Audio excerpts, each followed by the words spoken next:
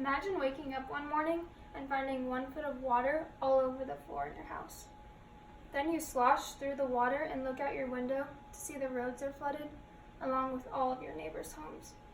Next, you find out roads and bridges are washed away, so people have no way to travel. This was a reality for many people in Nebraska this year. In order to prevent future flood catastrophes, we must implement mitigation activities that will reduce the number of lives and money lost. Now, the issue with this is that people are living in areas that are prone to flooding. Evidence has been shown this year in the Midwest. The Nebraska Emergency Management Agency said that the Federal Emergency Management Agency's public assistance programs have been authorized for 76 counties and 5 tribal areas that sustained major damage during this March severe winter storms. Now, there has also been proof of this year in Kearney. Ellison from the University of Nebraska at Kearney said the flooding in Kearney and other areas' communities has worsened, forcing residents out of their homes and Interstate 80 travelers out of hotels. Now, this impacts your life because flooding is either happening in your community or communities around you. Schwartz from the National Public Radio in 2019 said that our Governor Pete Ricketts said, "I don't think there's ever been a disaster this widespread in Nebraska." Some believe this is not an issue because we have lived in these areas for so long. But they are incorrect because Nebraska's history has shown a lot of floods, and there are nearly floods every year in our state. The solution to this is to build our cities safer and stronger. We can do this through something called mitigation. Mitigation is the effort to reduce loss in life of property by lessening the impact of disasters. The National Conference of State Legislators said in 2018 that for every $1 spent on disaster mitigation, $6 are saved on disaster response. So how does mitigation work? There are 3 main ways to implement mitigation in your community, according to the Federal Emergency Management Agency in 2017. The first is to adopt and enforce regulations on hazards.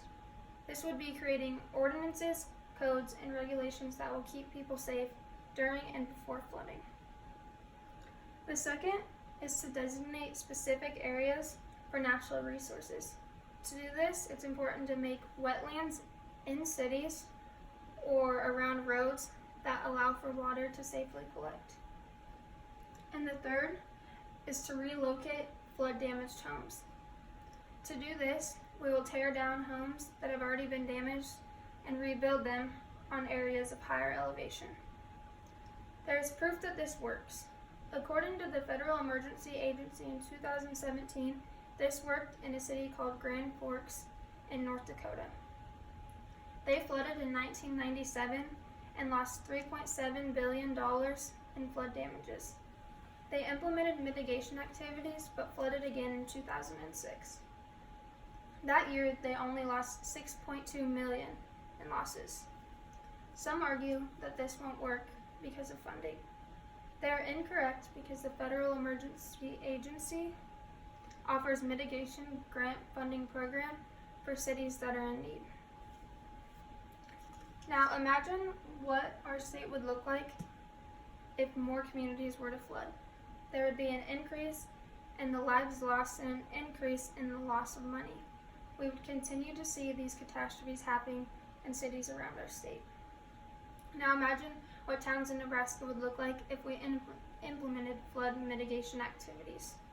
There would be a decrease in the loss of lives and a decrease in the loss of money. We wouldn't see as many bad things happening to our communities. Now overall, Nebraska is a state that is prone to flooding. Therefore, many communities in eastern and south central Nebraska have experienced flooding. In order to prevent life and money losses, all towns in Nebraska need to implement flood mitigation activities. These would include adopting and enforcing regulations on hazards, designating specific areas for natural resources, and relocating flood-damaged homes. To start a mitigation program in your community, contact the Nebraska Hazard Mitigation Officer, Nicholas R. Walsh. Once this is done, our communities will be safer and stronger.